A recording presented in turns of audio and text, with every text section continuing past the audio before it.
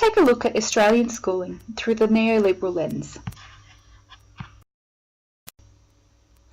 Neoliberalism can be described as a process with incremental reforms constantly evolving and adapting.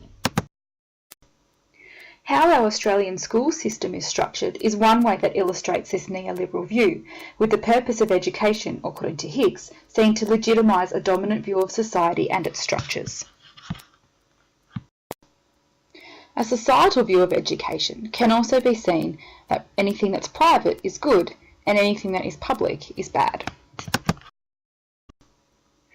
We have three types of schools in Australia: public, Catholic systemic schools, and independent schools. This is not to say that all people of faith attend a religious school. Ryan notes that 90% of Muslim students, for example, attend public schools. What religious diversity has brought to this structure is the emergence of non-Christian faith-based schools in the independent sector, together with non-religious and Christian-based schools. Within Catholic systemic schools, the student diversity has continued to change over time. For example, 1 in 4 students enrolled in Catholic schools across the country are not Catholic.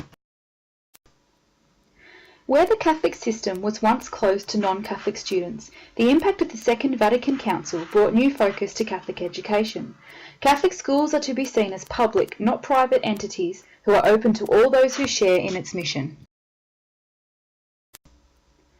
An example of this in action can be seen locally at St Mary MacKillop College in Canberra, where the principal echoes this sentiment in the community, including embracing the elected school captain, who was not Catholic but of Islamic faith. Not about diluting Catholic identity, he said, but about building understanding between two communities. With the introduction of the Australian curriculum following the Melbourne Declaration in 2008, intercultural understanding has been named as a specific general capability that is to be applied across the national curriculum. Intercultural understanding is about students learning to value their own cultures, languages and beliefs and those of others. However, while this capability acknowledges our religious diversity, it is not prescribed how the capability is to be included, and it can be varied across the three types of school systems. For example, in Catholic systemic schools, religious education is taught with consideration to world religions. Students are encouraged to increase understanding of the nature of religion and of different religions. Intercultural understanding also features across the broader curriculum.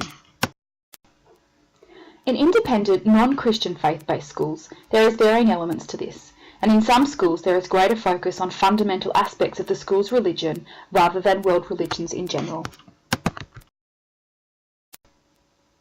In the public system, religious education per se is not included in the curriculum, and intercultural understanding becomes an aspect to be considered in the broader subject areas, such as humanities.